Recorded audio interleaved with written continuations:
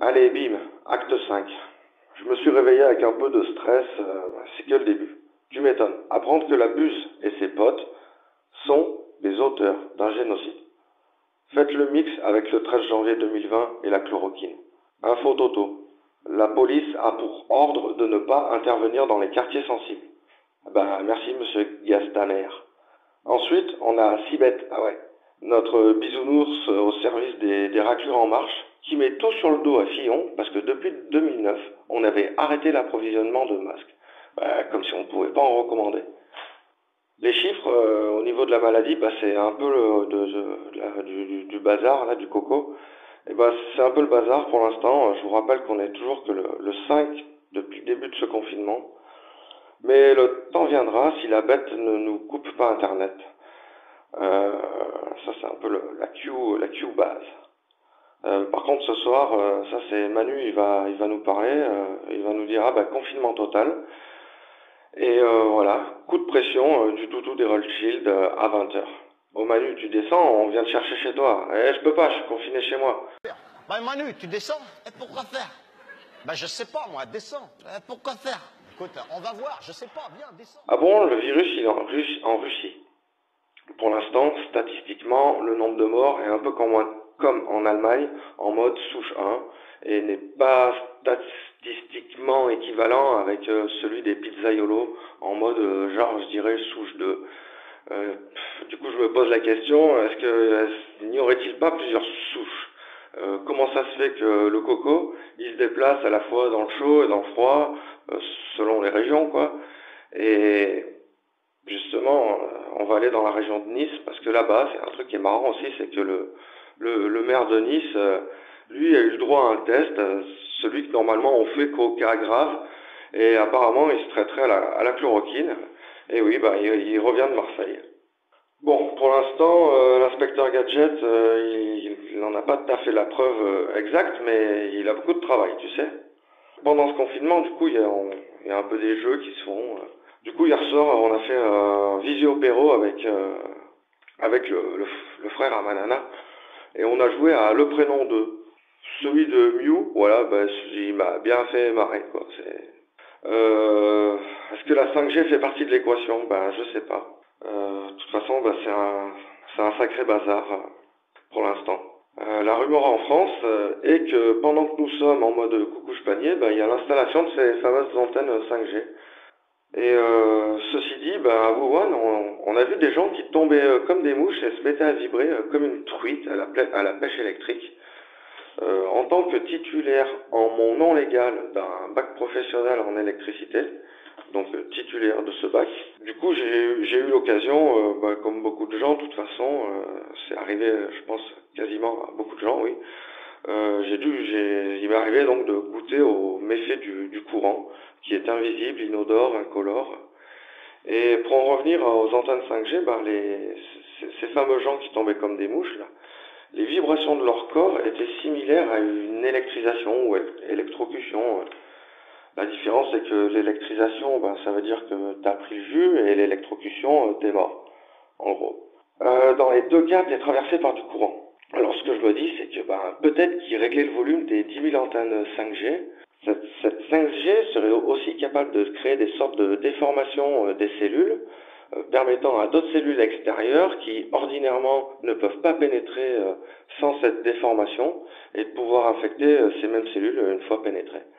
Mais dans un autre acte, je vous expliquerai un peu mieux ce que j'ai voulu vous dire, quoi. Dites-vous que votre peau, elle devient poreuse, quoi. Bon, mon téléphone, il est en mode slim virtuel. Je suis classé comme dissident parce que je suis un frein dans le consentement de la base de ce nouvel ordre mondial, quoi. Ma culture free est démoniaque et oblige à un changement de culture radicale dans le monde. Mais non, la dictature n'est pas le mot trop fort. Parlons de barbarie oligarchique.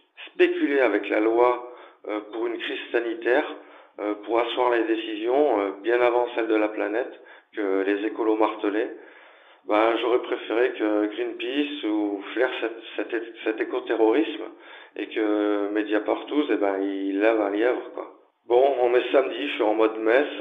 Antonio Latop et sa vidéo qui percute comme par hasard 2 millions de comptes Facebook. Beaucoup d'actes dans les pattes, de l'énergie pour un chemin vers une démocratie sans crainte, décider collectivement et virer ces tartuffes. Pour montrer que les bords de la Loire, ils sont pas dangereux, pour ne devoir plus payer du homard à tous les invités, pour plein de trucs comme ça, quoi. Et là, on a perdu une bataille, mais pas la guerre.